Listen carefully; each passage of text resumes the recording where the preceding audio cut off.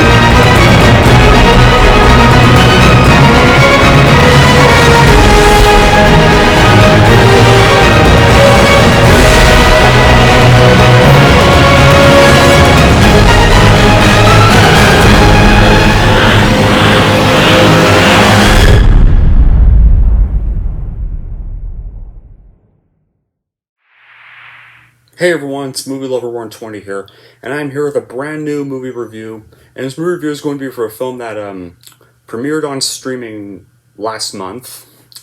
And I didn't see this movie the week it premiered because when I saw the trailer for this, I had no interest in it because it was a film based off this animated series I barely ever heard about, and the trailer just didn't really catch my attention. It really did not look that good.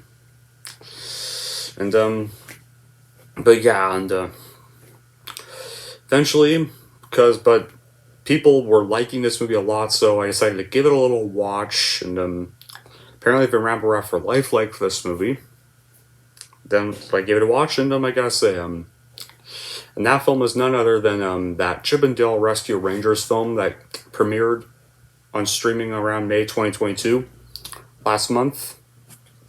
Yeah, but what's the plot of this film? The plot of this film. Well, 30 years after their popular television show ended, Chipmunks Chip and Dale live very different lives. When a cast member from the original series mysteriously disappears, the pair must reunite to save their friend. Yeah, it's kind of the plot of the film, really, but how was this made? Well, around January 2014, it was announced that Disney was developing a live-action movie based on the Disney afternoon animated series The Rescue Rangers, with CGI special effects similar to 20th Century Studios' Alvin and the Chipmunks film series and Zoni's The Smurfs. David Huberman and Todd Lieberman signed on as its producers, while Robert Riggin was hired to write and direct the film. It would have followed an origin story to the Rescue Rangers, but it never happened. But then it would start to get revived in development again for May 2019, where Akiva Schaffer had closed a deal to replace Riggin as the film's director, while Dan Greger and Doug Main became its new writers.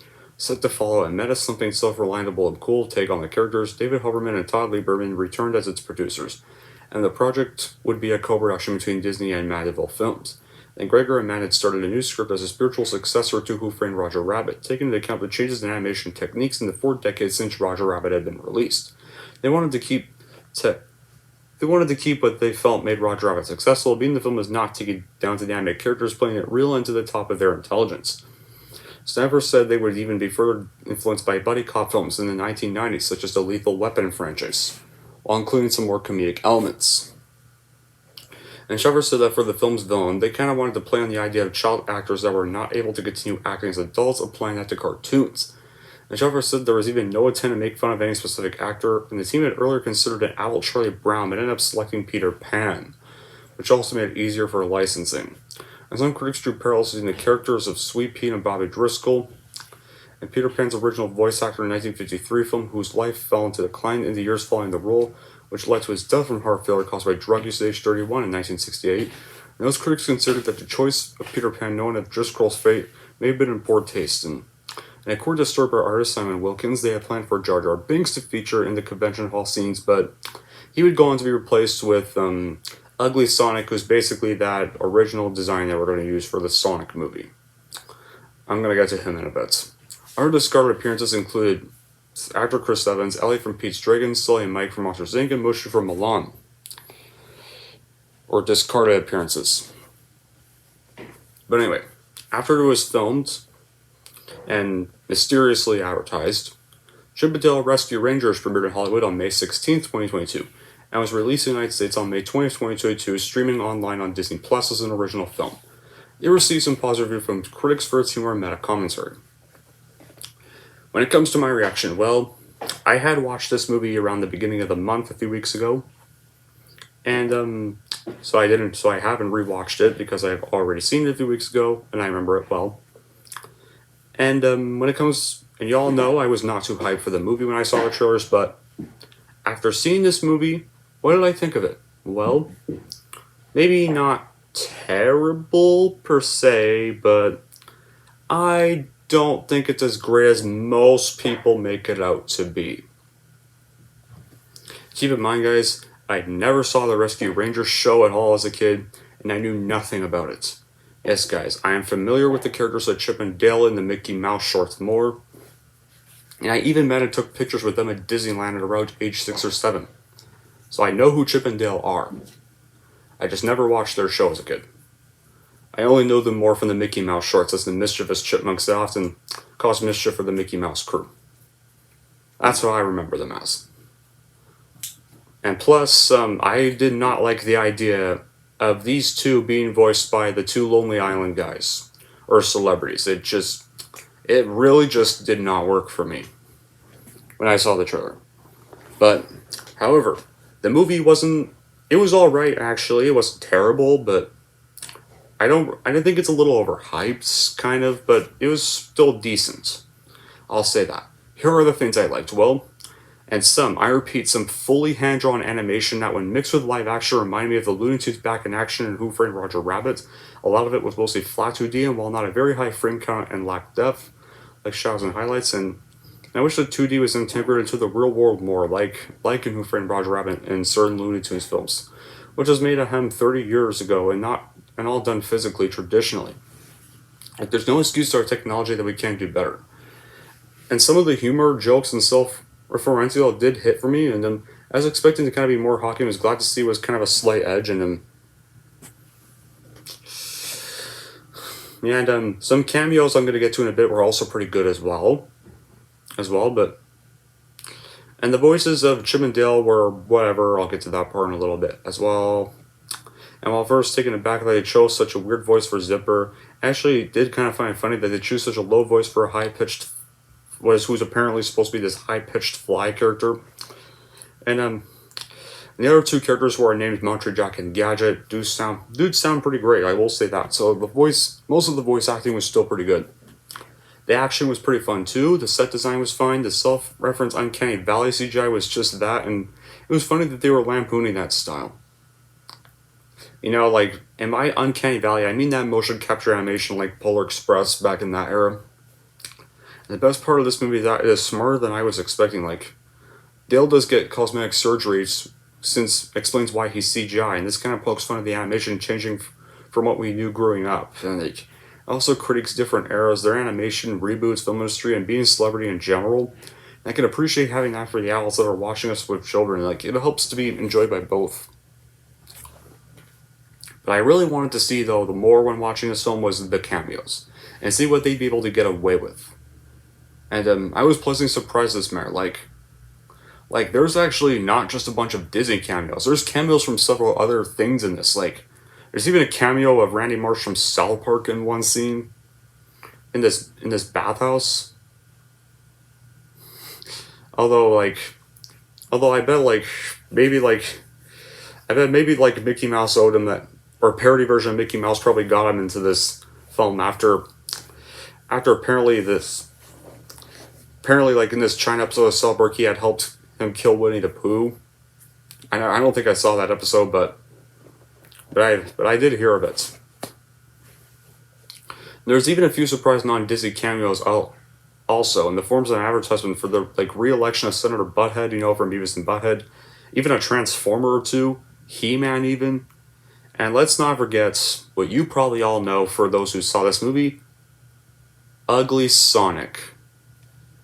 You know, like, basically, by Ugly Sonic, I mean, yeah, the Sonic design they were originally going to use until we got wise on the internet. Like, they even poke fun of the internet reactions to his original design, where the internet pretty much blew up on his design. Like, and I gotta say, Ugly Sonic, like, despite still looking horrendous, he actually was kind of a funny character in this. I will say that.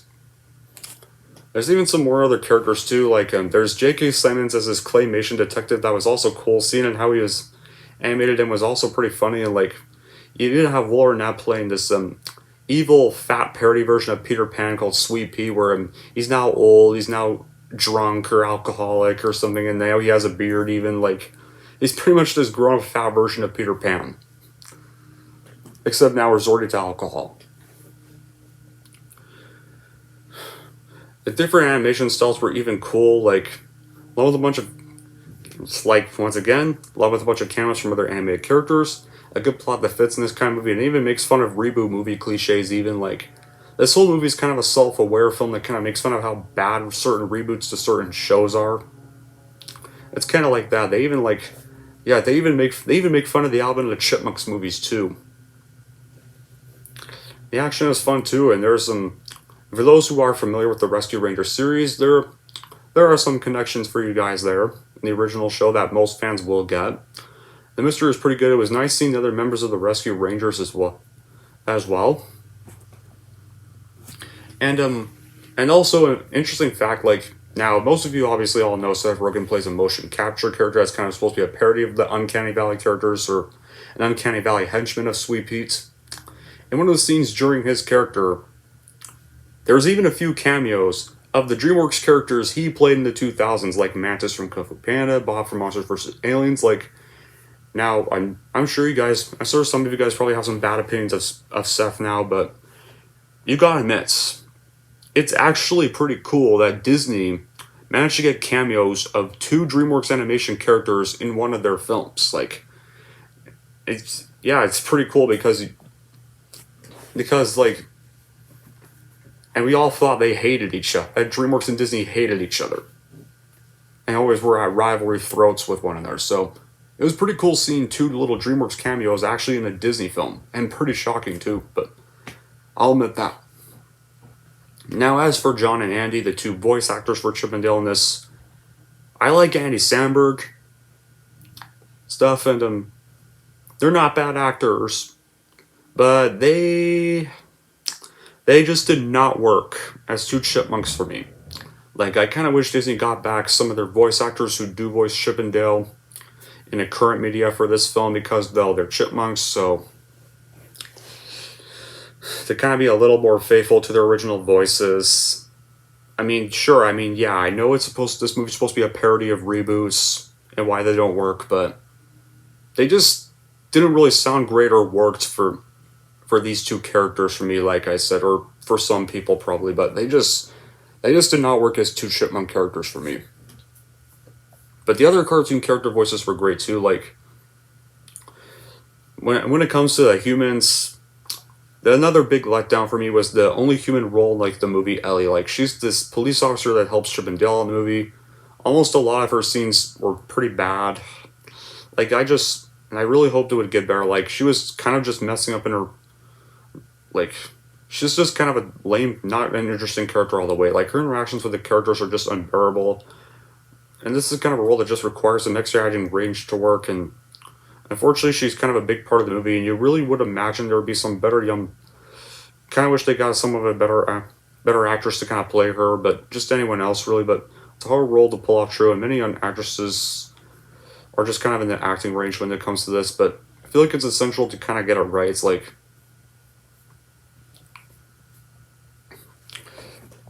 she was just not that interesting of a character. However, despite those, like, the movie's pacing is still pretty good. The movie never slows down too much, so it never becomes boring. The animation and CGI is always on point. Like, Ugly Sonic is once again pretty great. He was actually one of the best things in the movie. Like, and another joke that didn't really work for me is Gadget, who is actually a mouse, guys. Who's apparently in this universe, she got married and had kids with Zipper, the small fly, who's a fly. Like, that's just morally wrong. I mean, it's an interesting gag, but they made it into this big thing, and it really just became stupid. There's even some weird scenes like Chip and Dale flushing themselves down a toilet.